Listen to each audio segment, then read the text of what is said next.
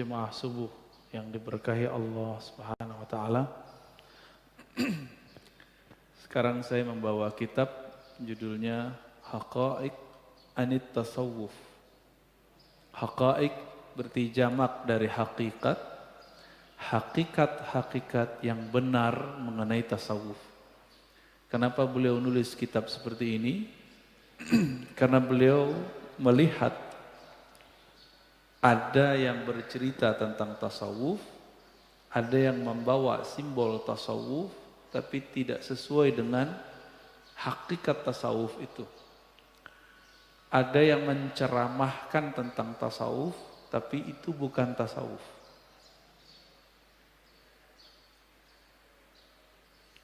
Maka di muqaddimah kitab, Syekh Abdul Qadir Isa, beliau ini nulis kitabnya selesai tahun 1961. Sekarang 2021. Udah lama Pak ya? Udah lama banget. Tapi wafatnya belum lama, tahun 1991. Pengarang kitab ini adalah seorang mursyid thariqat Syadziliyah Al-Qadiriyah Al-Hashimiyah. Beliau pernah belajar di Aleppo, kemudian pindah ke Damaskus, ketemu gurunya, murabbinya, namanya Syekh Hashim. Ya. Pengikut beliau banyak, hampir di semua kota di Suriah, kemudian banyak juga di Turki. Ya, thariqahnya adalah thariqah Syadziliyah Al-Qadiriyah.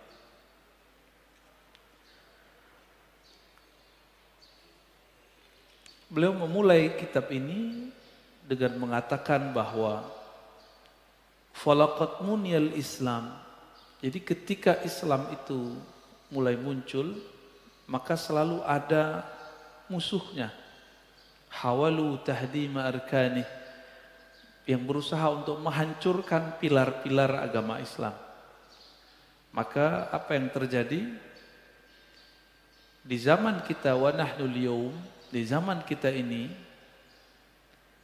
muncul ilhadiyah, ateis, agnostik, ya, ibahiyah, kelompok yang dia membawa nama tasawuf lalu menghalalkan yang diharamkan Allah.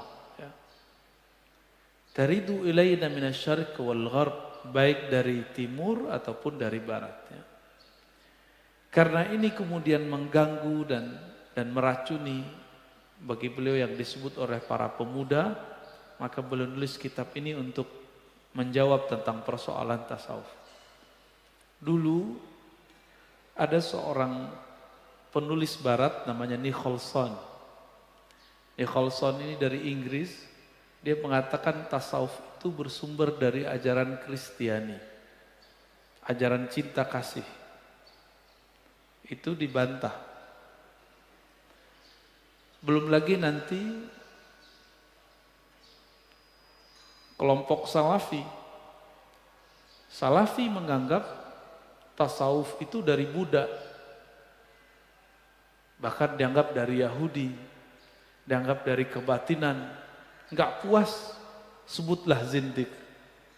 Maka sayang sekali kita mendengar banyak musuh-musuh tasawuf kemudian mengatakan at-tasawuf zindik, ya, tasawuf itu kezindikan, zandaqah. Sekarang kita coba lihat pakar tasawuf itu ngomong tasawuf. Nah, saya enggak ahli tasawuf, tapi saya baca kitab tasawuf. Ya. Nah, kita coba lihat praktisinya. Syekh Abdul Qadir Isa, mursyid thariqat Syadziliyah, dan dia ahlus sunnah, bukan syiah. Yang paling lucu, beberapa tahun lalu ada satu lembaga dakwah di Indonesia nyebar tulisan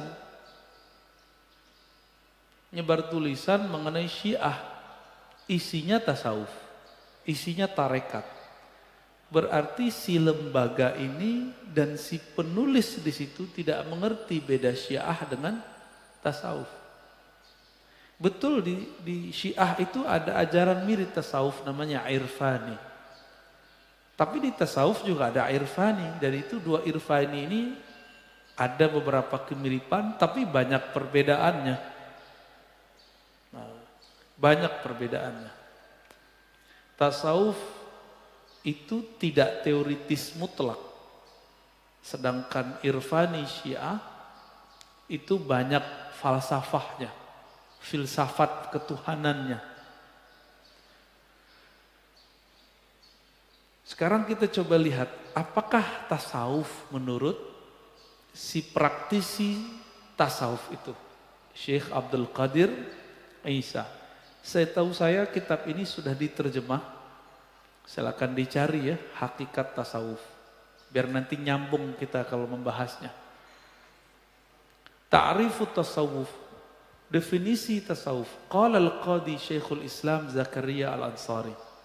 Jadi beliau mengatakan definisi tasawuf itu kita ambil dulu dari Syekhul Islam Zakaria Al-Ansari. Ahlus Sunnah secara umum menyebut Syekhul Islam itu kepada beberapa tokoh. Ahlus Sunnah yang bersanad, berakidah Ahlus Sunnah Asy'ariyah Maturidiyah, bermazhab dan bertasawuf, menyebut Syekhul Islam itu biasanya Al-Imam Zakaria Al-Ansari.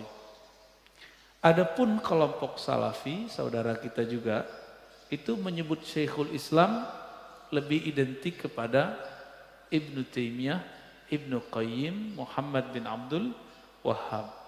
Ada sebenarnya satu lagi Syekhul Islam Al-Harawi. Di luar itu seakan-akan bukan Syekhul Islam, begitu ya. Tapi sebenarnya banyak, Syekhul Islam itu banyak.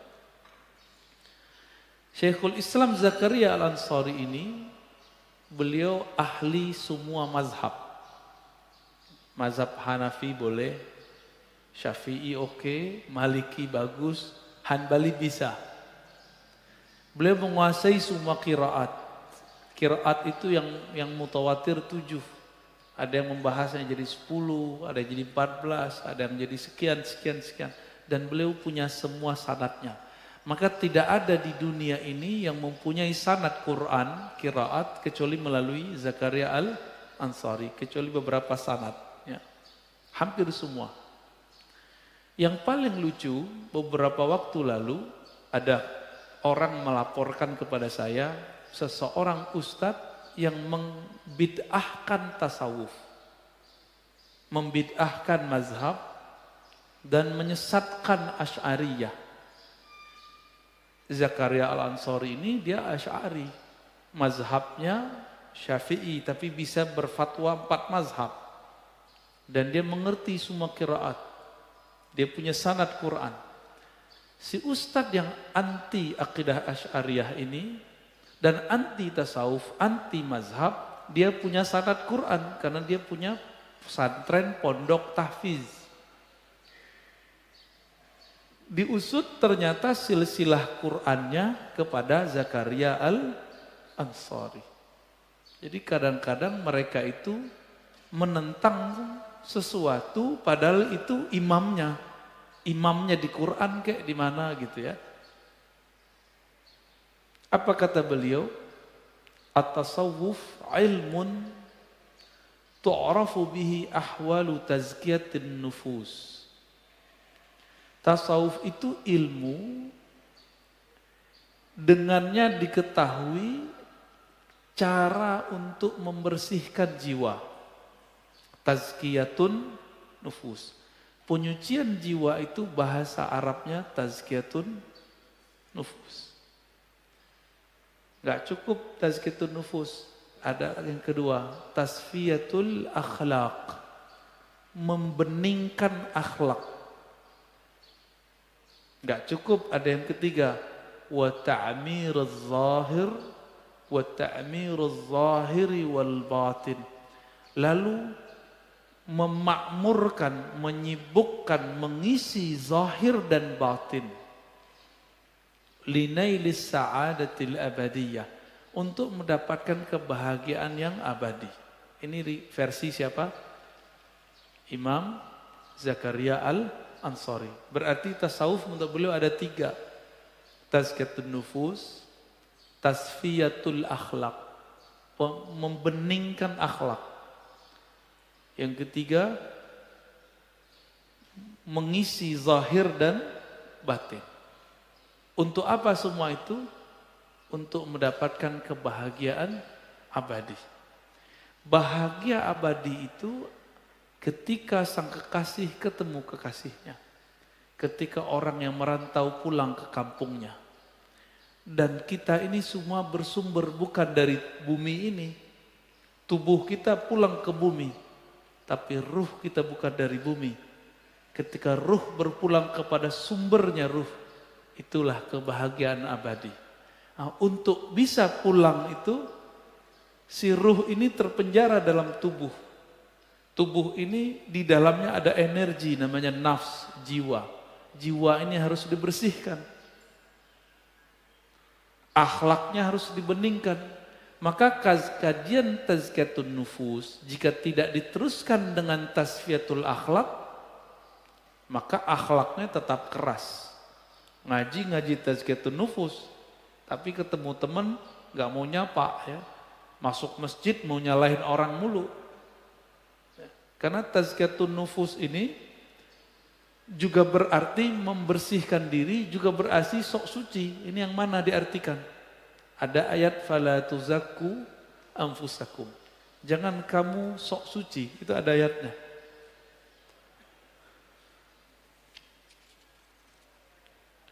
Jadi kalau orang di luar sana mengatakan tasawuf itu enggak sholat, masuk enggak Pak? Tasawuf itu bisa sholat di Mekah. Masuk enggak? Apalagi tasawuf itu gila, masuk enggak? Enggak masuk ya? Ya. Sekarang Imam Zarruq. Yaqulu Syekh Ahmad Zarruq. Imam Zarruq ini thariqatnya Syaziliyah. Beliau punya kitab Qawaidut Tasawuf, kaidah-kaidah yang benar mengenai tasawuf. Kata beliau, at-tasawuf ilmu qasdin li islahil qulub. Tasawuf itu ilmu yang bermaksud membenarkan, meluruskan kolbu, mengislah, memperbaiki kolbu. Kenapa kok kolbu perlu diperbaiki? Karena kolbu kita itu ada bercak-bercak noda-noda hitam yang disebabkan karena berpaling kepada Allah Subhanahu wa ta'ala. Bapak saudara makan Allah, sesaat kita lupa kepada Allah itu sudah satu titik di kolbu. Apalagi berjam-jam saya ingat selain Allah atau saya sibuk mengingat selain Allah, itu sudah noda tebal di dalam kolbu. Makanya Syekh Abdullah Al-Faiz Ad-Daristani itu disebutkan oleh muridnya Syekh Adnan dalam manaqibnya, kalau beliau lagi suluk, lagi riyadhah, ingat terlupa, lalai mengenai Allah sesaat dia wudhu. Kalau teringat dunia, dia langsung mandi tobat. Ada imam begitu, namanya Syekh Abdullah Al-Faiz Ad-Daristani. Kalau kita banyakkan ingat mana? Dalam sholat aja ingat selain Allah. Ini dia di luar sholat, kepikiran dunia, langsung tobat dia Pak. Beda sama kita ya. Jadi tasawuf itu ilmu, objeknya kolbu. Islahil qulub, membersihkan, memperbaiki kolbu. Wa ifraduha lillahi ta'ala, dan mentauhidkannya kepada Allah Ta'ala amma siwah.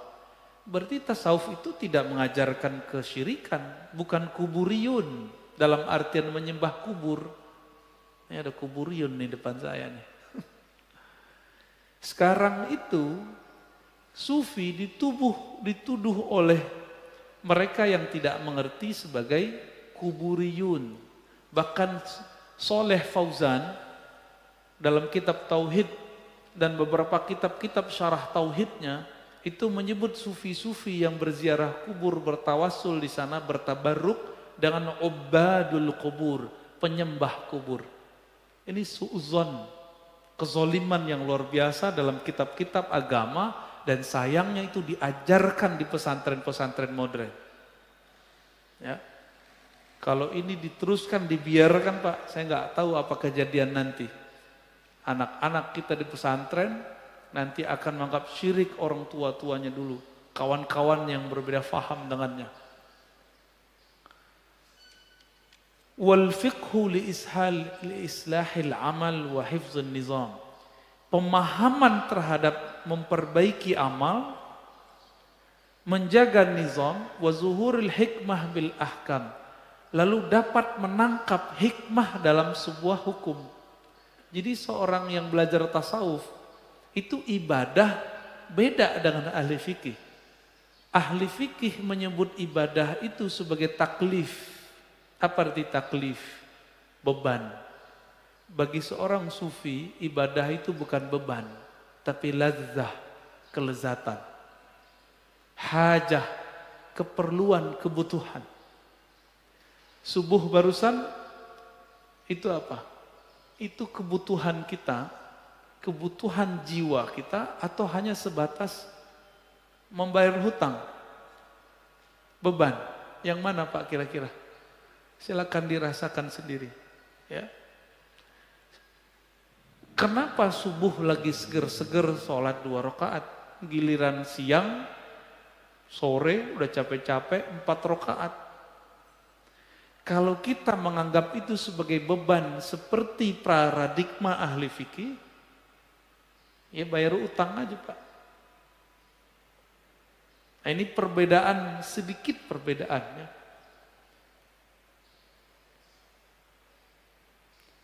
Lalu beliau mengatakan tasawuf itu juga ilmu mengenai usul pokok ilmu tauhid. Nah, makanya beberapa kitab tasawuf yang level tinggi itu pembahasannya tentang wujud Allah. Seperti kitab At-Tuffah Al-Mursalah, ini seminggu ini saya 2 kali membedah kitab itu di Sumatera. Satu di Zawiyah Tarekat Sufi, yang kedua di pesantren. Sebelum ke sini Pak, ini langsung diculik sama pengurus ini ya, baru nyampe jam 1. Tiduran bentar langsung dibawa ke sini. Jadi ada kajian tasawuf mengenai kolbu. Ada yang kedua mencari hikmah amalan, maka judulnya Sirrul Asrar, hikmah tasyri', itu udah masuk ke sana sebenarnya antara falsafah sama tasawuf. Kalau Sirrul Asrar itu udah tasawuf. Ada yang tentang ilmu tauhid. Jadi tauhid versi tasawuf itu lebih dalam daripada tauhid versi ahli akidah. Maksudnya apa tuh? Karena imam ahli akidah yang bernama Abul Hasan Asy'ariyah itu bergurunya kepada Abul Qasim Junaid Al-Baghdadi. Pernah berguru kepada Junaid, dan muridnya Junaid bernama Ruwaim. Jadi Imam Abul Hasan Asy'ari ini pernah belajar tasawuf ketika dia sudah tobat daripada Mu'tazilah.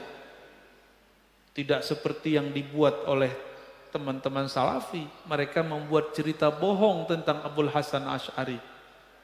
Bahwa Asy'ari ini awalnya Mu'tazilah, lalu menjadi Asy'ariyah, lalu menjadi Salafiyah.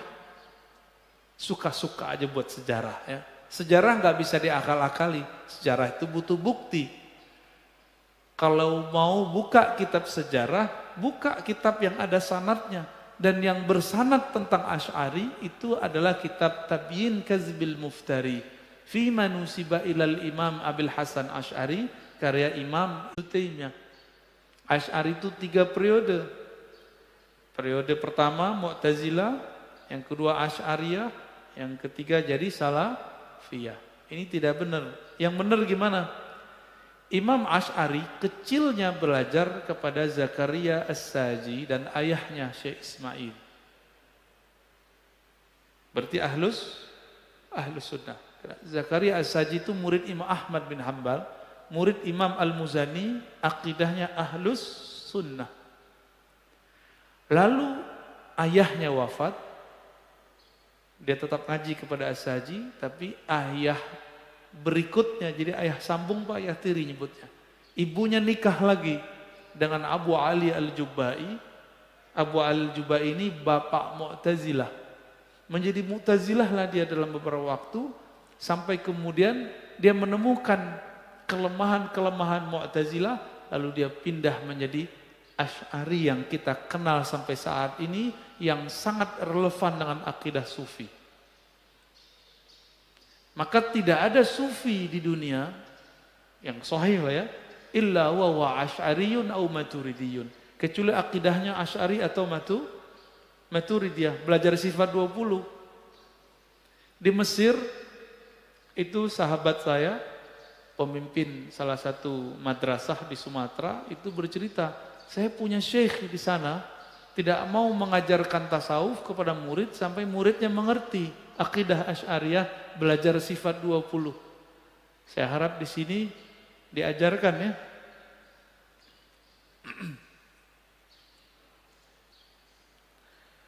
Ilmu tauhid itu ada yang untuk menjaga dalil akli, itu yang kita sebut ilmu kalam, ilmu tauhid yang biasa. Ada yang untuk menyampaikan ruh kepada Allah, itu dengan ilmu tasawuf. Itu perkataan Imam Zarruq lebih kurang ya. Ada imam tadi, Imam Junaid, gurunya Imam Asy'ari, itu menjelaskan tasawuf lebih mudah. Apa kata beliau tentang tasawuf? At-tasawuf isti'mal kulli khuluqin saniyyin. Tasawuf itu ketika orang mempraktekkan akhlak yang luhur. Wa tarku kulli khuluqin daniyyin. Meninggalkan akhlak yang buruk.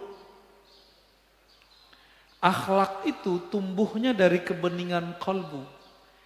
Kalau tidak dari kebeningan kolbu, itu namanya tasannu', dibuat-buat. Contoh, tawadu'. Tawadu' hakiki muncul dari tidak merasa apa-apa di hadapan Allah. Kalau sudah tidak merasa apa-apa di hadapan Allah, maka orang ini akan muncul ekspresinya namanya tawadu'. Maka orang ini tidak perlu memuji-muji orang untuk meninggikan dirinya. Jadi ada orang tawadu untuk meninggikan dirinya. Jadi ada al-kibru fit tawadu. Ada kesombongan dalam tawadu, hati-hati. Kayaknya pura-pura merendahkan diri di depan seseorang, tapi sebenarnya untuk meninggikan dirinya. Nah, ini berbahaya. Karena setan itu bisa masuk dari mana-mana ya. Enggak masuk di luar sholat, masuk dalam sholat. Enggak masuk dalam kelalaian, masuk dalam zikir. Kalau enggak punya tauhid yang kuat, kebawa kita.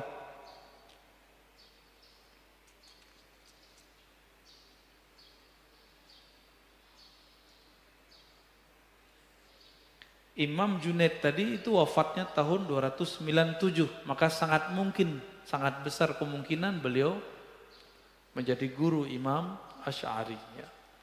Oke. Apalagi arti tasawuf? Imam Abul Hasan Asy-Syadzili mengatakan at-tasawuf tadribun nafs 'alal ubudiyah. Melatih jiwa kita ini kalau nggak dilatih, ini bisa lebih parah daripada si guguk, Pak. Orang Jawa, orang Banten, orang Betawi nggak biasa melihat anjing buru. Anjing yang biasa digunakan untuk berburu. Anjing berburu itu patuh-patuh. Apalagi anjing yang dipakai oleh polisi, pelacak, itu patuh-patuh. Kok bisa anjing, si kalbun, si guguk itu kok bisa dia patuh? Padahal dia si anjing. Karena dia ditadrib. Disebut di Quran mu'allamah, anjing yang terpelajar. Kalau diterjemahin gitu ya. Jadi anjing saja bisa dilatih, apalagi nafs kita. Anjing itu nggak ada akalnya, nafs kita ada akalnya. Maka melatih nafs seharusnya lebih mudah daripada melatih si kalbun, ya, si anjing itu atau si guguk itu. Imam Abdul Hasan Syazili menegaskan tasawuf itu bukan kamu jadi sakti, bukan kamu jadi tiba-tiba sholat di Mekah gitu, bukan. Tasawuf itu melatih jiwamu untuk berubudiyah kepada Allah. Ubudiyah itu bukan ritual fisik. Ubudiyah itu penghambaan dari dalam diri. Hamba itu patuh enggak pada tuannya? Nah itu dia. Tadribun nafs alal ubudiyah. Melatih supaya rasa kehambaan muncul, maka dia patuh kepada Allah Subhanahu wa taala. Waradduha li ahkamir rububiyah. Lalu memulangkannya, mengembalikannya kepada hukum rububiyah. Rububiyah dalam ilmu tasawuf bukan rububiyah dalam tasawuf, dalam akidah salafi. Dalam akidah salafi, rububiyah itu meyakini Allah pencipta, udah gitu doang. Sedangkan rububiyah di sini hubungan Allah dengan hamba. Hubungan Allah dengan hamba disebut dengan rububiyah. Nah, ini beberapa macam definisi ya. Ada imam ahli tafsir namanya Ibnu Ajibah, ahli tasawuf juga, mursyid juga. Apa kata dia? Tasawuf itu enggak aneh-aneh. Tasawuf itu ilmun yu'rafu bihi kaifiyatus suluk. Ilmu mengetahui tata cara suluk. Apa arti suluk? Kalau di Sumatera, suluk itu berkhalwat, beriktikaf di masjid 10 hari, 30 hari, 5 hari, 7 hari. Itu disebut dengan suluk kalau Bapak ke Sumatera ya. Mulai dari Aceh sampai ke Lampung setahu saya begitu. Maka bulan Ramadan kemarin walaupun corona itu masih banyak yang suluk. Saya habis berziarah kepada seorang syekh namanya Syekh Abdurrahman di Pasaman, Kinali. Syekh Abdurrahman ini udah wafat, diteruskan anaknya Syekh Muda Abdul Manaf. Tapi udah tua Pak ya, gelarnya Syekh Muda. Karena dapat gelar sebagai mursyid umurnya baru 21. Itu artinya apa? Orang jadi praktisi sufi, pemimpin tarekat gak mesti tua. Bisa dia masih muda. Sekarang umur 70-an. Berarti sudah 50 tahun dia memimpin thariqah. Di tempatnya pelosok. Kita ke sana, saya sampai jam 4:30. Kita baru sampai di kotanya, terus jalannya sangat menantang sekali lah, sangat terpencil. Jadi kayaknya corona nggak nyampe sono lah. Pemerintah larang orang beriktikaf, tempatnya gede, tapi masyarakat animonya untuk melatih jiwa, mengalahkan takut mereka terhadap corona. Tetap ada yang beriktikaf 150-an sampai 200. Dan itu normal. Sedangkan di kota-kota besar nggak boleh lebih dari 15 orang. Di situ 200-an orang ya. Itu suluk. Tapi setiap ahli zikir ada suluknya. Kalau yang tadi itu thariqat Naqsyabandiyah, ada khalwatnya 40 hari, 10 hari. Kalau Syaziliyah beda lagi, khalwatiyah beda lagi ya. Thariqat itu banyak, sangat-sangat banyak. Jangan asal-asal ikut. Kalau torikotnya Abah Anom, misalnya ba'da sholat, zikir la ilaha illallah 165 kali. Nah, ini sebagai contoh. Apa torikohnya? Qadiriyah wan Naqsyabandiyah. Kalau torikoh Syaziliyah, caranya zikir pagi sore. Zikir pagi sore, pagi sore, pagi sore. Makanya turun ke Hasan Al-Banna dalam pergerakan-pergerakan kampus, itu mahasiswa ada zikir maksurat. Cuma sayang zikir maksuratnya nggak bersanad. Karena bertarekat sendiri-sendiri ya. Nyampe di kalangan Ba'lawi, Thariqah Ba'lawiyah itu baca rotib.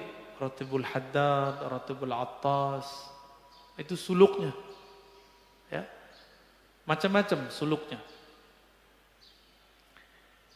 Kaifiyatus suluk ila hadrati malikil muluk. Ilmu tasawuf itu ilmu tentang suluk. Lalu apa arti suluk? Suluk itu menempuh jalan ila hadrati malikil muluk untuk sampai menghadirkan dalam diri raja di raja alam semesta, Allah Subhanahu wa ta'ala. Allah itu jauh atau dekat, Pak? Allah jauh apa dekat? Dekat. Tapi terasa enggak? Belum ya? Barusan sholat berasa enggak? Kan enggak. Cara untuk merasakannya itu namanya tasawuf. Sederhana enggak? Sangat sederhana. Jadi beda imam, beda pendekatan tentang tasawuf. Jadi ini saya lebih suka dengan definisi ini. Dia mulai dulu jalan menuju Allah. Yang kedua baru pakai kalam yang pertama, Imam Zakaria Al-Ansari. Yang kedua tasfiyatul bawatin minar radha'il, membersihkan diri kita yang terdalam dari radha'il, dari kotoran-kotoran diri. Bapak Ibu ini berani nggak masuk masjid kalau lagi junub? Berani nggak? Hah? Nggak berani ya? Saya juga nggak berani, Pak. Dilarang nggak junub masuk masjid? Dilarang. Dalam ilmu qalbu, ilmu rohani, orang yang junub secara rohani adalah orang yang melupakan Allah Subhanahu wa ta'ala. Junub itu juga bisa berarti jauh. Orang yang jauh dari Allah Subhanahu wa ta'ala. Walaupun tubuh sudah bersih, kalau qalbu belum dibersihkan, tubuh baru nyaman di masjid fisik. Tapi qalbu belum nyaman memasuki hadrah rohani. Itulah yang disebut oleh para ulama kita, bukan hadis. Jangan salah, ini kadang-kadang ahli tasawuf ini doyan hadis palsu. Jangan sampai ahli hadis dulu mereka mengerti hadis sahih dan tidak sahih. Apa itu? Qalbul mu'min baitullah. Qalbunya orang beriman itu baitullah, tempat mengingat Allah. Jadi sebenarnya tubuh ini ketika nyebut subhanallah, Allahu Akbar, kepala ruku, sujud. Kalau qalbunya tidak mengingat Allah, sujudnya nyampe gak kepada Allah? Enggak nyampe. Karena Allah enggak mandang berapa kali sujud, Pak. Yang Allah pandang itu qalbunya ingat Allah apa enggak. Yanzuru ila qulubikum, yang Allah pandang itu disorot terus, itu qalbu, disorot terus. Qalbu ini ketika sujud apa yang dia ingat? Qalbu ini ketika ruku apa yang dia ingat? Merasa dirinya sholatnya paling mendekati sunnah, yang lain enggak. Berarti dia enggak ingat Allah. Nah, ini, itu maksud beliau. Dibersihkan dulu, baru dipakaikan. Nah, ini gelas kotor misalnya. Terus kita mau buat teh, dibersihin dulu atau langsung dipakai gelasnya? Gimana? Yang benar? Dibersihin dulu, namanya tasfiyah. Habis itu baru dimasukin air. Inilah cara yang benar, berarti di luar itu tidak tepat. Nah, kebanyakan kita konsep berpikirnya belum dibenerin, isi kolbunya belum dibenerin, langsung diajak dakwah, langsung diajak berharokah, pergerakan, langsung diajak berzikir, langsung diajak mujahadah. Apa yang terjadi? Kekacauan. Kekacauan dalam dunia hijrah. Jadi kenapa nih banyak yang mengeluhkan orang tua, anak saya hijrah Ustadz, tapi kok jadi kasar. Anak saya hijrah Ustadz, tapi sekarang kok suka bentak-bentak orang. Anak saya hijrah Ustadz, tapi suka nyala-nyalain orang. Kenapa? Karena di dalamnya belum dibersihin. Enggak salah hijrahnya, salah gurunya, dia salah dapat guru. Jadi hijrah ini sangat berkaitan dengan guru. Benerlah dari dulu imam kita mengatakan, fanzuru amman ta'khuzuna dinakum. Perhatikan guru kamu siapa. Gurunya suka nyalak, ya dia nyalak. Gurunya suka nyalain orang, dia nyalain orang. Tapi gurunya ahli kolbu, dia akan ikut membeningkan kolbunya, membersihkan kolbunya. Jadi sebelum dipakai, bersihin dulu baru nah itulah namanya proses suluk taubah. Tobat dulu. Proses pertobatan itu lumayan panjang, Pak. Tobatnya orang awam beda sama tobat versi sufi. Imam Sya'rani secara fisik nggak pernah dosa. Nggak nakal, nggak minum khamar, nggak merendahkan orang dengan kata-kata, tapi di hatinya belum tahu. Berguru kepada banyak orang, setiap berguru dia merasa dirinya alim. Lalu dia punya nulis buku. Bukunya itu membuat dia merasa dirinya sesuatu. Ini mohon maaf nih, sekarang ini banyak motivator, trainer untuk melatih orang menulis buku bukan karena ingin menjadi hamba Allah, tapi ingin dapat rate. Ingin nunjukin kita punya brand. Ingin nunjukin bahwa kita ini bisa nulis. Apalagi ada untung-untungan bisnisnya. Selalu begitu. Tetapi Imam Sya'rani melewati masa itu. Dia juga sama. Ingin punya brand. Ingin kaya dengan tulisannya. Ingin dibaca bukunya oleh banyak orang. Makanya kalau kita dulu ke percetakan, Pak. Percetakannya nanya. Kamu bawa buku apa? Apa yang membuat kamu pede?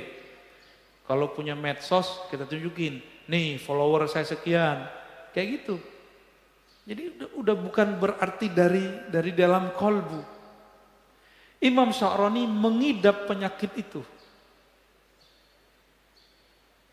Ini contoh sederhana aja gini, seneng nggak di like orang? Seneng? Foto kita di Facebook kita apa gitu, di like orang, seneng, normal. Tes dulu. Kalau ada yang komen negatif, tersinggung nggak? Kalau tersinggung berarti senengnya bermasalah, bukan seneng bersyukur, tapi senengnya karena merasa takjub ke dalam diri. Ketika ada yang tidak takjub, dia kemudian tersinggung. Jadi seneng orang muji kita itu manusiawi. Tapi ketika kita tersinggung ada yang menyinggung kita, disinilah sisi kerohaniannya diuji. Ya, jadi antum ini tidak masalah senang di like orang, tapi goyang nggak kalau dikritik orang? Emosi nggak ketika dikritik orang? Kalau iya, berarti di dalam diri kita ada bara yang belum kita padamkan. Itu harus dipadamin dulu, Pak. Harus disiram dulu dengan air taubat. Kalau sudah dibenerin, baru tahliyatuha bi anwa'il fadail. Nah, Imam Sya'rani, masalah dia nggak banyak. Dia bukan orang yang jahat. Masalah dia adalah karyanya sendiri. Karyanya dia sudah menjadi berhala. Mohon maaf nih ya. Di zaman sekarang buku dibuat hak ciptanya gak? Bener. Secara undang-undang sih oke-oke aja. Kalau ada orang ngambil buku kita,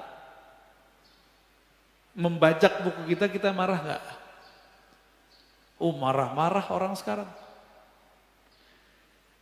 Antum bisa bayangkan Imam Bukhari Muslim tidak pernah dapat royalti dari buku yang dia tulis. Padahal Sahih Bukhari dan Muslim itu yang terbanyak dicetak setelah mushaf Quran. Malu nggak kepada Imam Bukhari Muslim? Saya malu Pak. Ya. Maka kalau nulis buku paling-paling kalau kerja sama penerbit saya minta 3 tahun atau 5 tahun habis itu tolong diwakafkan. Malu kita ya. Imam Bukhari nggak pernah dapat royalti, tapi dia sudah enak sekarang di sana. Imam Sya'rani datang kepada gurunya yang terakhir, namanya Ali Al-Khawas. Orang nggak pintar baca kitab, tapi bisa membaca penyakit kolbu. Ketika datang berguru, Ali Al-Khawas bilang, penyakit kamu ada di bukumu. Bakar bukumu atau sedekahkan bukumu. Jadi dulu satu kitab itu disalin Pak, pakai kertas papirus. Kertas itu tebal, mahalnya bukan main. Sama dengan 3 onta, 3 kerbau lah, satu kitab itu. Kalau itu dijual, kitabnya ada 100, udah berapa onta tuh? Ya, disuruh bakar atau jual. Saya teringat juga kalau saya nulis buku nggak berwudu, itu ada bersitan di hati. Oh kamu pinter ya gitu. Ntar kalau dibaca orang kagum kepadamu. Nah gitu dulu kita waktu masih mahasiswa. Kalau udah begitu kita berhenti. Wudu lagi, minta ampun kepada Allah baru nulis. Ini tips nulisnya para imam, para wali-wali Allah. Makanya Sahih Bukhari, Sahih Muslim dibaca sampai hari ini. Imam Muslim aja, belum gak usah Bukhari, Muslim. Akhirnya Imam Sya'rani, dia bakarlah kitab-kitabnya yang dia anggap bermasalah. Di saat dia membakar kitabnya itu, terbakarlah semua penyakit-penyakit kolbunya. Baru diterima jadi murid. Coba bayangin, kalau kita punya guru di zaman sekarang begitu gimana? Paling ada Abu Yamun Fasir ya gak? Abu Yamun Fasir kalau datang ke beliau disuruh puasa air Pak. Siapa yang kuat? Ternyata ada yang kuat. Jadi beliau itu orang salaf tapi hidup zaman sekarang. Ya.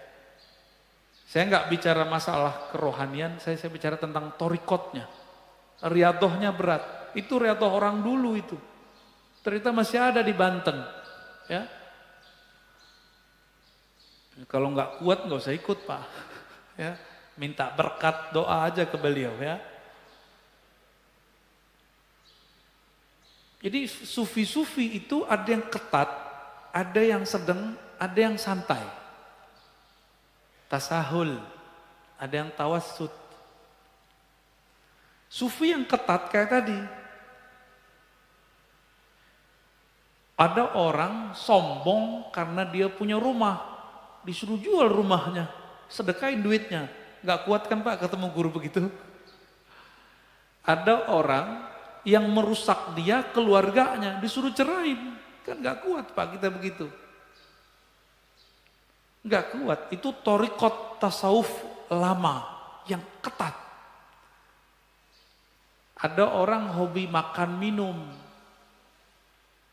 dikurangi makannya, dikurangi minumnya. Proteslah banyak ustadz di Sumatera. Karena di Sumatera itu kalau suluk tarikan Naqsyabandiyah nggak makan daging Pak. Ustadz-ustadz yang modus. Sebenarnya dia suka makan daging, makan rendang, makan apa tuh gaji-gaji itu ya, gazebo namanya. Itu suluk apa-apaan, kok mengharamkan daging? Kok kita nggak boleh makan daging? Oh, nafsunya lagi ngomong, nafsunya demo. Orang suluk gak ada urusannya sama nafsu dia. Itu kejadian Pak banyak. Ustadz, selevel ustadz. Bahkan menuduh orang-orang yang sedang suluk itu mengharamkan daging, tidak. Nggak ada mengharamkan daging. Taib. Ada yang sedang ini melihat kondisi si murid. Menyesuaikan, kurikulumnya nyesuaiin si murid. Tapi batinnya tetap harus kuat. Kalau tasawuf santai. Tasawuf underground, kan sekarang ada ya. Ada tuh ustadznya juga muda juga tuh. Beliau berdakwah di kalangan anak jalanan yang gak kepikiran sama kita dia buat. Sebenarnya jemaah tabligh itu bagian dari tasawuf menurut saya ya. Cuma mungkin tasawufnya sudah ala Syekh Zakaria Al-Kandahlawi, campuran antara tarekat, ahli hadis sama tradisi India ya. Itu tasawuf juga. Lalu beliau kasih rumus Ibnu Ajibah, tasawuf itu awaluhu ilmun, awalnya ilmu, tengahnya amal, akhirnya mauhibah, pemberian hadiah dari Allah Subhanahu wa ta'ala. Jadi berilmu dulu, lalu beramal, baru dapat laduni dari Allah. Jangan langsung laduni. Ya. Tapi ilmu kan beragam. Ada ilmu tentang riyadhah, latihan, mujahadah. Ada ilmu yang lebih tinggi, ilmu ma'rifat, ma'rifatullah. Ini ilmu juga. Nanti amalnya juga mirip-mirip, tapi hasilnya beda. Ilmu ma'rifat membuat seorang murid menjadi wali Allah. Sedangkan ilmu riyadhah paling tinggi menjadi mursyid. Mursyid itu ada yang wali, ada yang tidak wali. Ya, mirip-mirip kayak psikolog, cuma agamis. Kalau mursyid itu mirip sama psikolog, bisa menerapi kolbu. Kalau wali belum tentu. Wali ini ada yang bersembunyi dengan penampilannya yang biasa-biasa aja. Dan saya sudah sering mengatakan walinya sufi itu soleh-soleh Pak, pakai serban, mungkin pakai kopiah, penampilannya soleh lah. Itu wali sufi. Ada wali namanya wali majzub, kayak Wan Sehan. Jadi Wan Sehan itu bukan sufi, jangan disebut beliau sufi, enggak, dia enggak sufi. Maka tidak ada tarekat sufi yang membuat orang seperti Wan Sehan. Itu namanya wali majzub. Wali yang kolbunya, ruhnya ditarik oleh Allah Subhanahu wa taala dari cinta dunia menjadi hanya cinta kepada Allah. Maka orang cinta kan kasmaran. Orang kasmaran ya seperti orang gila, tapi bukan gila. Yang faham nggak akan menyebut dulu pikiran. Dan harus diluruskan, Wan Sehan bukan sufi. Bukan wali sufi, tapi dia wali majzub. Jadi kalau ada orang menuduh, ini nih wali sufi ini gila, dia nggak ngerti sufi itu apa. Wali sufi itu kayak Abah Anom, Tajul Arifin, ya. Kayak Abah Sekumpul, kayak Mbah Asrori dan ayahnya Mbah Ishaq. Mbah siapa lagi nih? Mbah Ahmad Sukanta di Banten. Nah, itu wali sufi namanya. Syekh Nawawi Al-Bantani itu wali sufi, rapih,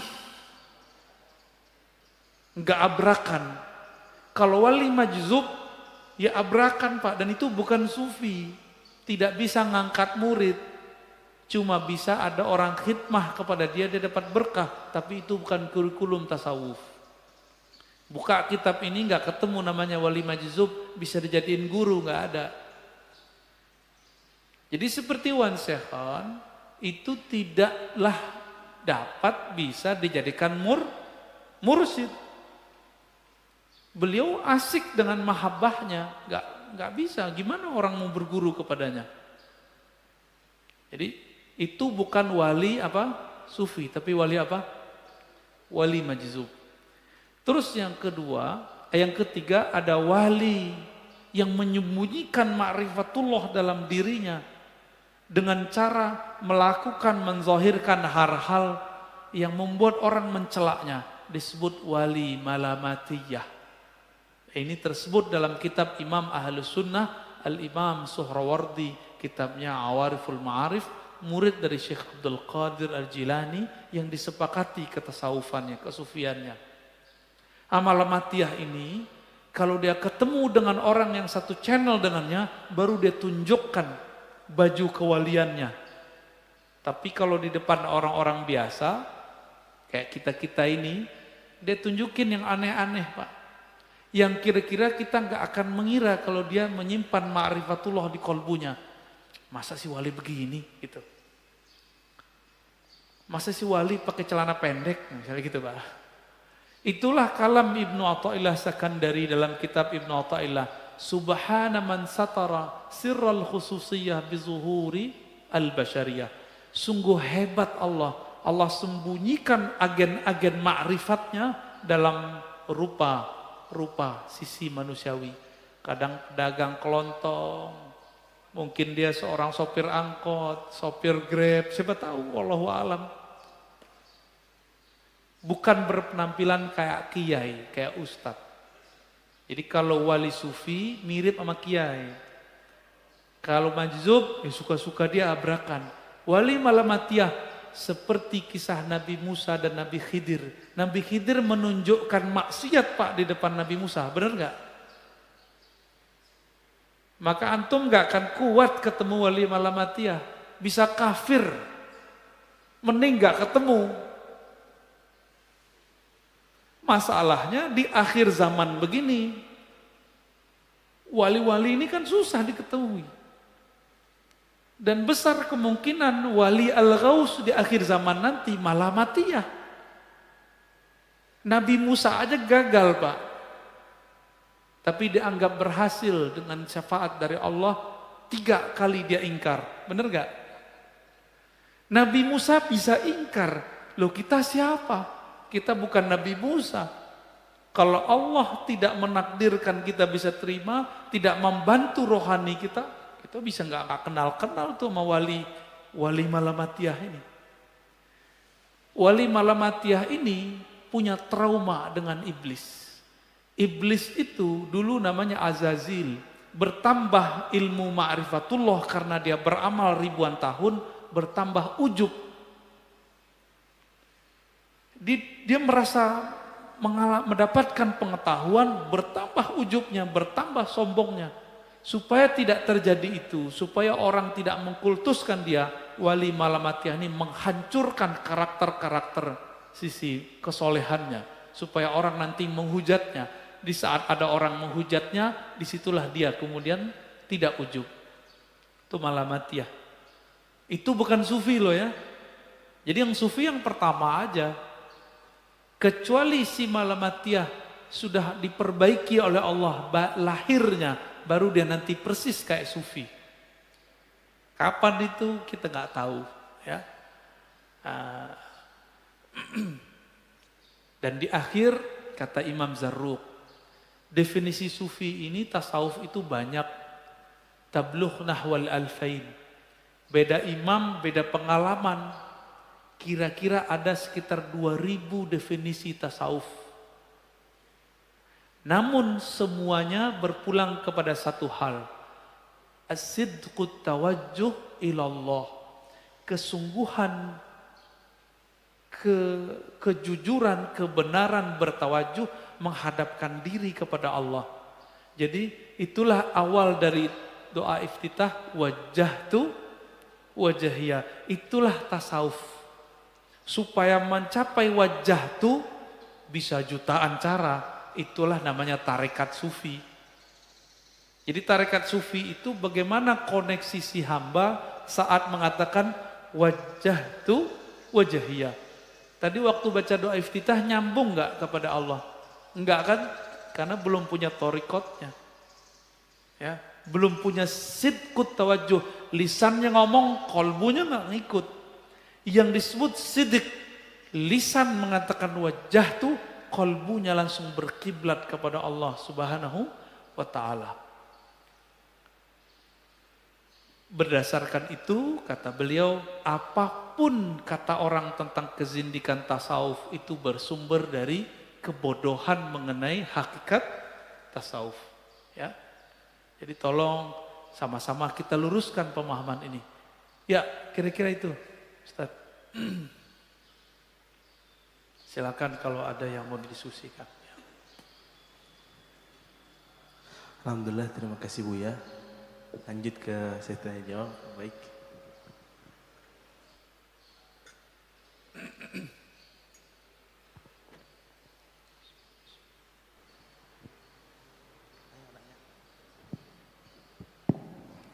Bismillahirrahmanirrahim. Assalamualaikum warahmatullahi wabarakatuh. Waalaikumsalam. Ini sangat menarik dan sangat menggetarkan hati. Saya mengenal beberapa sufi dan juga makomnya.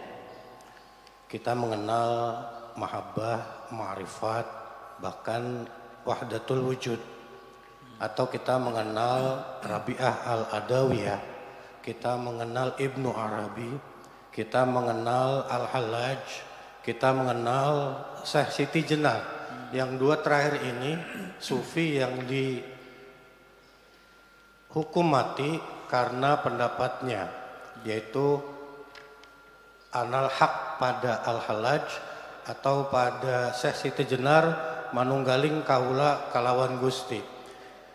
Bagaimana menurut Syekh Abdul Qadir Aisha terhadap paling tidak dua tokoh terakhir tadi yang juga dihukum oleh para ulama atau oleh para walinya menurut sejarahnya? Apakah memang termasuk kategori sufi yang masuk wali sufi tadi atau mungkin yang lainnya? Mohon penjelasannya. Kedua, saya punya pengalaman pribadi berkenalan dengan salah seorang yang mengaku dirinya salik. Dan ini termasuk orang yang secara akademisi luar biasa. Karena beliau ini secara akademisi mendapatkan gelar doktor dari dalam dan luar negeri. Pada perjalanan sufinya yang dia akui tadi, banyak hal yang menurut saya tadi agak bertentangan. Misalnya, dia mengatakan mursyidnya bisa sholat di Mekah. Kemudian ada juga yang menarik, beliau mengatakan bahwa setiap ayat Al-Quran memiliki hadam, yang kalau kita amalkan, maka hadam itu dalam ayat Al-Quran tersebut, ya mungkin dalam rangka riyadhah tadi akan menjadi tanda kutip pembantu kita. Banyak hal sebetulnya, ini makanya saya ingin tanyakan, termasuk ketika menyikapi penyakit. Padahal saya katakan tadi beliau adalah seorang akademisi yang harusnya bisa berpikir rasional, itu menganggap hampir semua penyakit itu penyakit non medis yang bisa disembuhkan dengan cara bertawassul atau bersolawat. Termasuk mungkin pernah ditanyakan solawat Jibril, yang kalau dia tidak mampu karena jumlahnya yang sangat fantastis bersolawatnya, misalnya 15.000 atau 20.000 atau 30.000, maka kalau dia tidak mampu melakukannya sendiri, dia bisa melakukan kolaborasi dengan jin atau dengan disebutnya malak. Yang kalau dia tidak mampu, maka dia harus membayar sekian juta untuk meminta bantuan tadi yang saya sebutkan jin atau malak tadi. Itu mohon penjelasannya Ustaz, seperti apa itu? Dan seperti apa sebetulnya tingkatan dari murid, salik, mursyid sampai wali itu? Untuk mengetahui mursyid yang sebenarnya itu seperti apa? Baik. Terima kasih Ustaz. Assalamualaikum warahmatullahi wabarakatuh. Ya, terima kasih Pak, itu info penting bagi saya. Karena yang disebut oleh si doktor tadi tasawuf itu bukan tasawuf. Makanya Ibnu Ajibah, Imam Sufi Mursyid Tarekat Syaziliyah memberi batasan. Tasawuf itu awalnya ilmu, ma'rifat. Bukan amal, bukan riyadhah. Yang tadi dimulai dari riyadhah. Riyadhah kebatinan berarti Pak.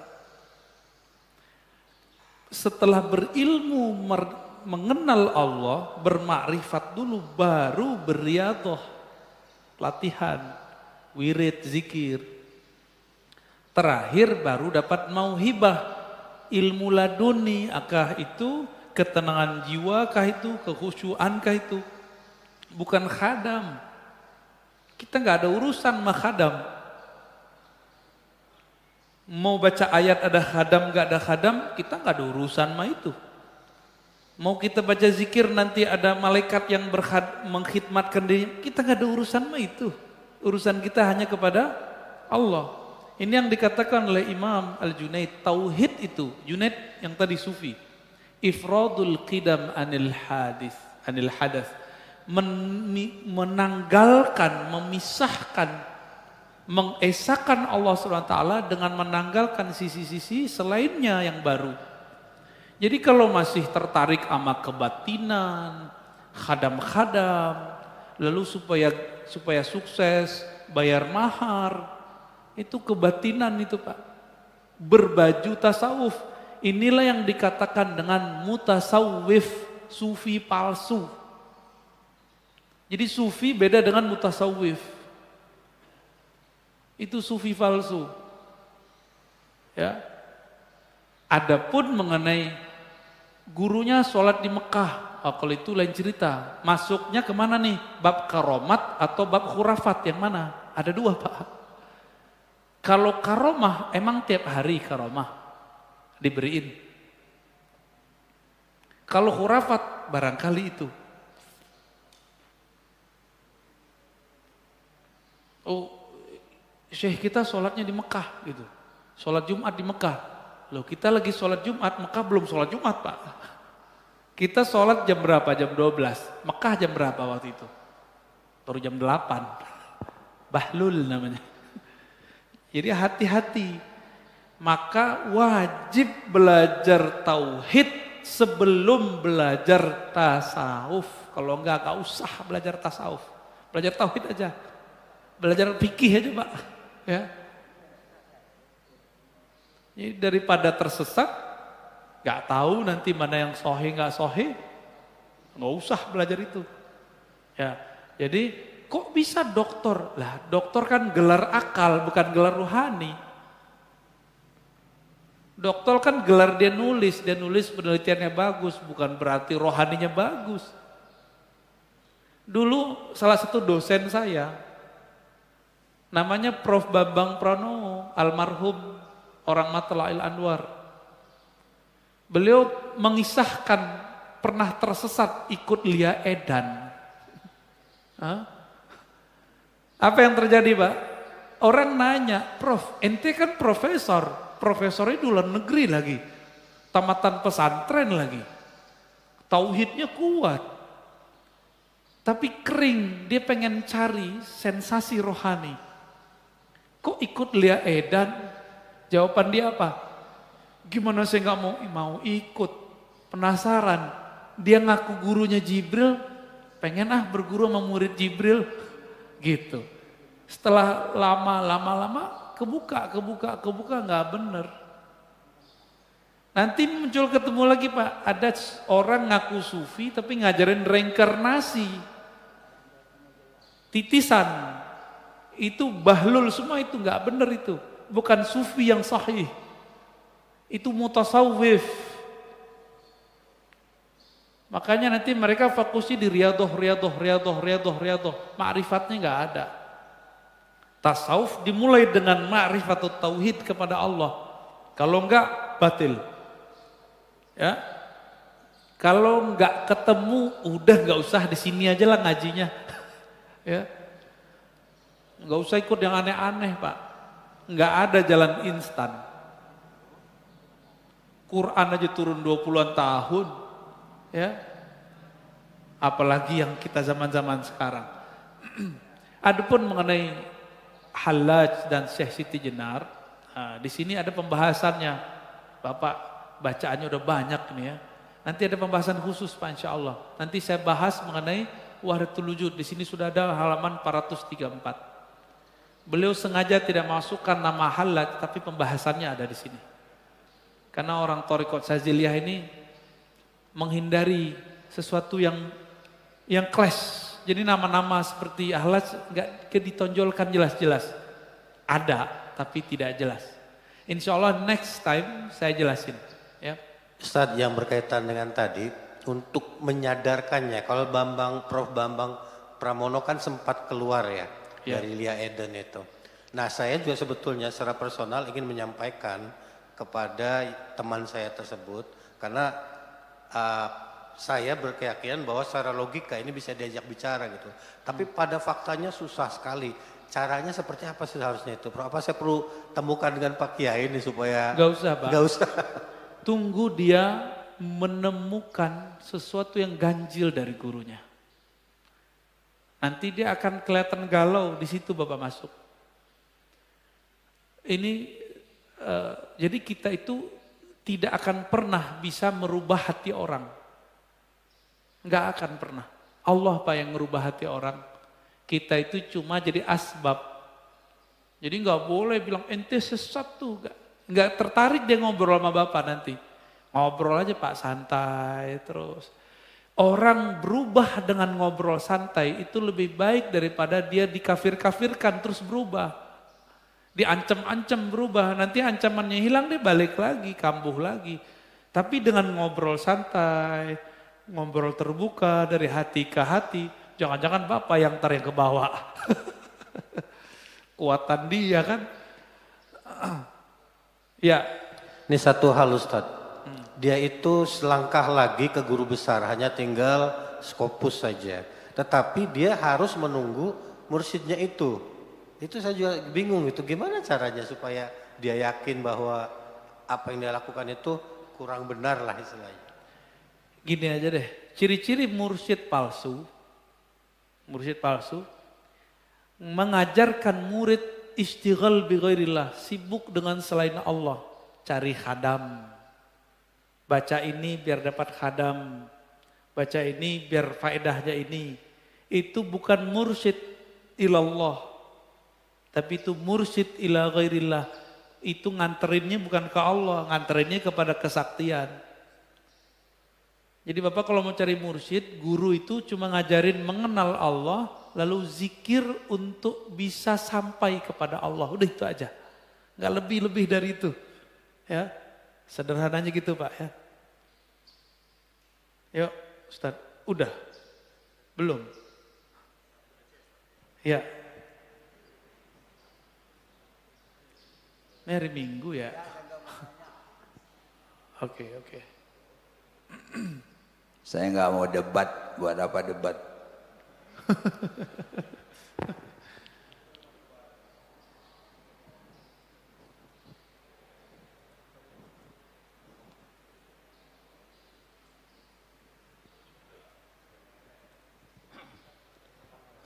Terima kasih Ustaz. Saya masih bingung ya, kalau belajar tasawuf itu. Yang saya tahu tasawuf itu meninggalkan apa ya, yang di dunia ini sudah dianggap tujuannya hanya Allah saja. Nah, sekarang apa sih sebetulnya input untuk mempelajari tasawuf itu, dan nanti outputnya itu loh, nanti saya mau jadi apa gitu loh. Ya itu aja, input dan output aja Ustadz. Makasih. Orang kantoran begini nih. Nanyanya input output. Kayak mau buat proyek baru aja Pak. Oke baik Pak, bagus. Betul, kita kontan cash aja. Apa inputnya, apa outputnya, kira-kira gitu ya. Beliau tadi itu sudah menyebutkan.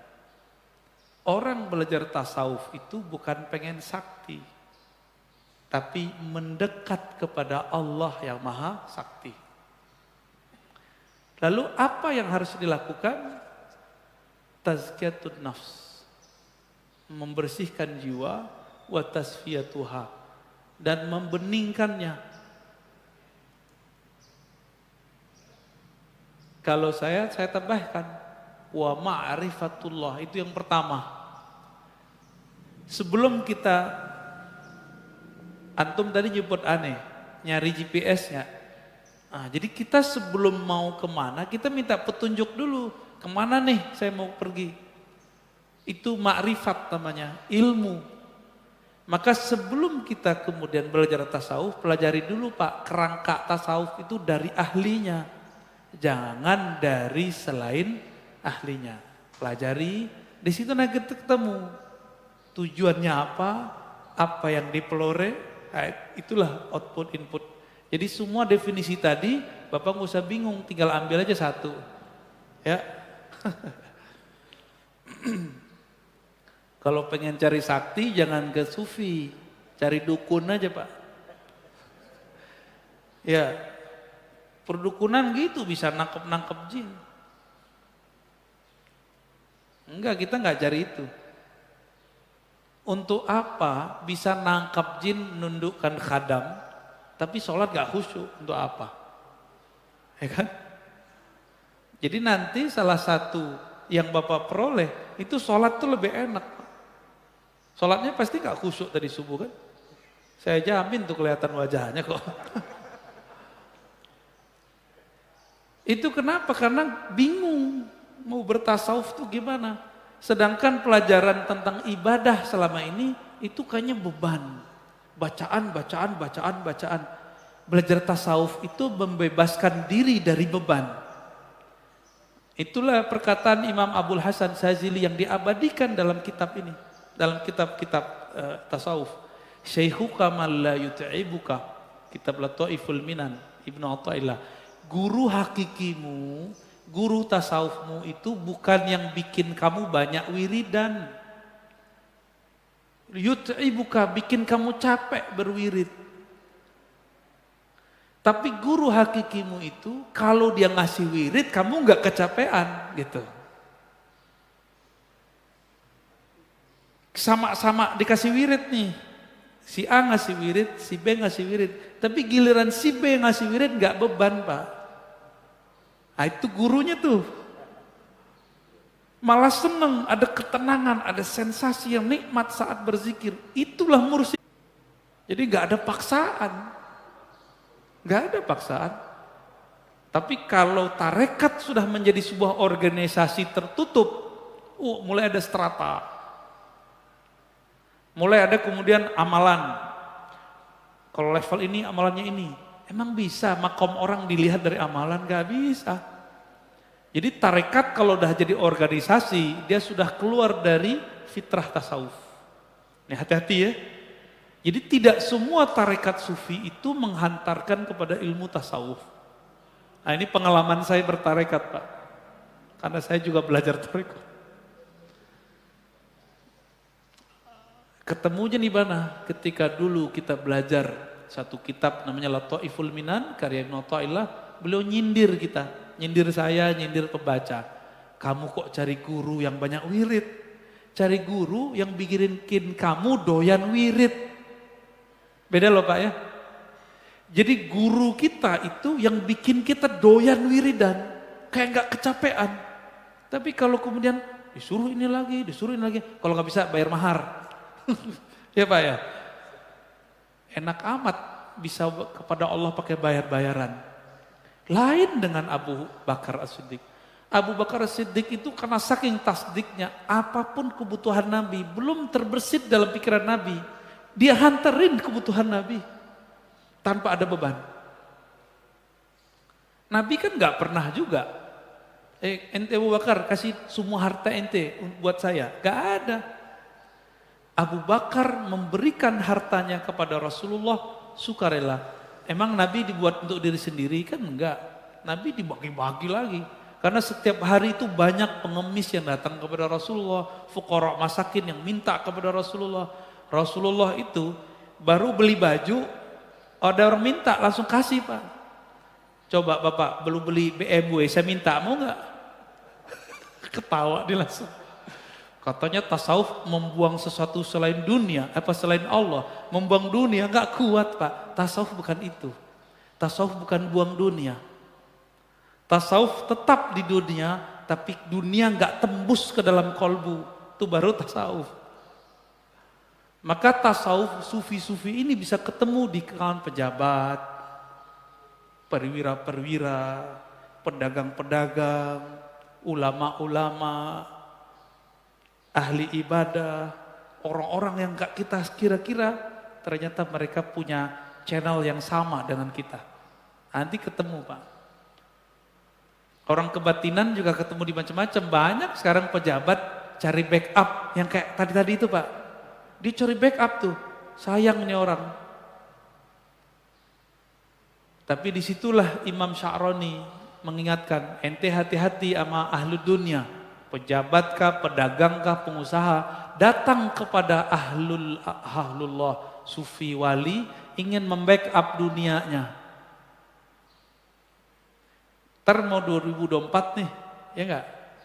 Bapak tahu nggak cerita dulu presiden-presiden sebelumnya? Itu mereka kalau mau kampanye ngundang semua ahli zikir dari berbagai daerah ke rumahnya, istananya dia, wiridan, backup langit istilahnya. Udah terpilih gimana? Tinggalin. Itu ahlu dunia begitu Pak. Tapi ada yang mau backup. Ya. Kita misalnya gini, ada dua pilihan nih. Kita tahu kalau ini yang jadi hancur Indonesia. Maka seorang ahli sufi ini kadang sukarela mendoakan itu. Gak perlu diundang. Dia mendoakan dari jauh. Ada yang begitu. Ya. Cukup Ustaz ya? Udah? Masih ada lagi? Udah. Silakan. Bismillahirrahmanirrahim. Assalamualaikum warahmatullahi wabarakatuh. Assalamualaikum. Pak Ustadz, terima kasih atas pencerahan mengenai tasawuf ini yang terus terang saya pribadi amat sangat awam.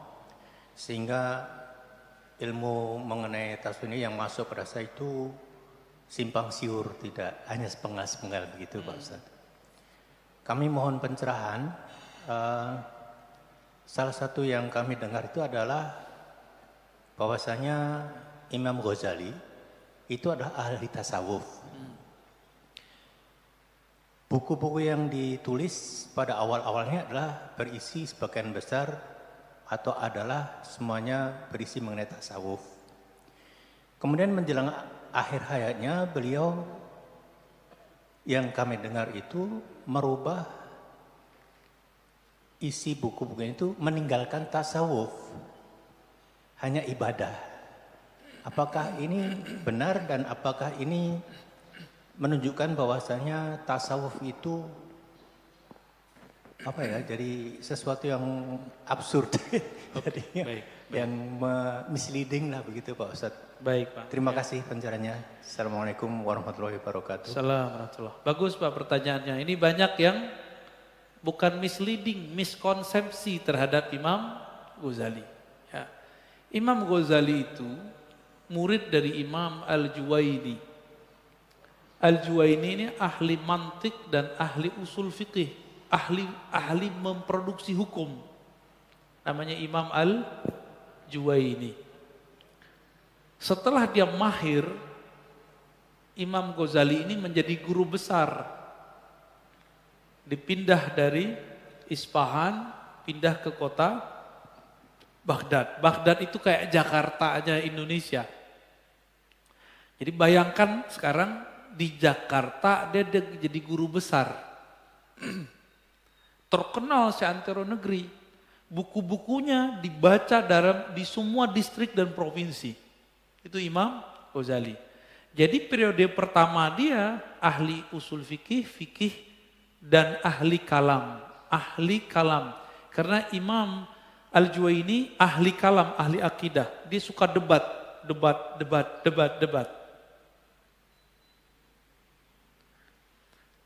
Setelah beliau lama menjadi guru besar, beliau juga ngaji tasawuf, tapi kajian kitab tasawuf, baru teori. Dengerin doang. Belum pernah mempraktekkan tasawuf. Suatu saat beliau membahas beberapa hal yang sangat menyentuh kolbunya, tapi kolbunya nggak tersentuh. Ukuran orang awam bisa nangis, dia nggak nangis. Ukuran orang awam bisa bergetar, jantungnya itu, kolbunya itu, hati nuraninya, ini enggak. Maka dia mulai galau, guru besar. Jadi jangan dikira udah doktor, profesor, kemudian selamat. Imam Ghazali lebih tinggi dari itu, imam. Gelarnya udah Hujjatul Islam. Udah bisa buat produk hukum sendiri. Ngelewatin profesor sekarang. Udah berapa banyak profesor itu jadi profesor baik di barat ataupun di timur karena membaca karya Imam Ghazali. Jadi atasnya profesor beliau itu. Maka ketika mengalami kegersangan, dia meninggalkan kampusnya, Nizamiyah. Di rumah aja. 15 hari, 15 malam, nggak bisa tidur, nggak bisa ngomong. Tertekan, dia mikir, saya udah seposisi begini kok kesepian. Jadi orang itu kalau pinter sendiri kesepian deh Pak. Jadi antum jangan jadi orang pinter-pinter sendiri. Harus punya teman, orang yang kajiannya sama kayak kita. Jangan merasa, ini bidang saya doang yang boleh bahas. Kesepian ntar. Saya doang yang pakar ini. Enggak bisa begitu. Di luar sana banyak orang-orang hebat. Imam Ghazali kesepian dia. Orang kalau ketemu dia cium tangan bolak-balik, tapi dirinya galau. Ketemulah seorang imam. Ya. Sebelum ketemu, Nizamul Mulk, Perdana Menteri, udah kirim semua dokter paling canggih di istana. Semuanya mengatakan, kami tidak bisa ngobatin. Terakhir ada dokter ngerti ilmu psikologi. Apa kata si dokter? Wahai Nizamul Mulk Perdana Menteri, ini orang gurumu ini penyakitnya bukan penyakit fisik, tapi penyakitnya penyakit kejiwaan. Jiwanya sedang galau. Sekarang kita sebut psikiater ya. Diterapi nggak bisa juga. Obatnya dia harus ketemu guru yang menyembuhkan kalbunya. Akhirnya Imam Ghazali, dia dengar dokter gitu, dia keluar. Berangkat dari Baghdad, pergi ke daerah Suriah. Dia carilah satu masjid yang kira-kira orang gak kenal dia, minta izin jadi merbot menara. Bukan merbot imam Pak, merbot menara, tinggal di menara. Makan ala kadarnya. Ada orang naruh di masjid, apa makanan kurma, itu dia makan. Sampai kemudian dia kaget, di masjid itu orang ngaji kitab dia. Orang nggak tahu kalau itu si pengarangnya. Kalau sekarang kan bisa dicek di IG Pak, di Facebook, di YouTube. Oh ini siapa nih orang? Bisa dicari di Google. Dulu nggak bisa. Palanya kebotak dikit kan Imam Ghazali itu, pemikir. Ketemulah beliau dengan Imam Abu Ali Al-Farmadi mengajarkan zikir, cara membersihkan kalbu dan mengenal Allah Subhanahu wa taala. Menjadilah dia berkhalwat 10 tahun dan setelah itu dia menjadi sufi dan menulis kitab Ihya Ulumuddin. 4 tahun setelah itu wafat. Jadi cerita yang benar, kisah yang benar, bukan tasawuf yang duluan. Gitu Pak ya. Di mana ketahuannya? Bapak cari buku Al-Munqiz Minadh Dhalal. Itu karya beliau curhat tentang pengalamannya. Munqiz Minadh Dhalal beliau cerita tentang 4 fase terakhir jadi tasawuf. Bagi beliau tasawuf itulah ilmu tertinggi. Demikian kajian kita, semoga bermanfaat. Wassallallahu ala nabiyyina Muhammad subhanakallahumma wa bihamdika asyhadu an la ilaha illa anta astaghfiruka wa atubu ilaik. Assalamualaikum warahmatullahi wabarakatuh. Ada permintaan doa dan Al-Fatihah. Baru meninggal ya? Barusan. Pak Erik bin Suaib. Semoga beliau diridhoi oleh Allah, diampuni oleh Allah. Ila ruhi nabiyina Muhammad SAW wa ila akhina Erik bin Suaib lahumul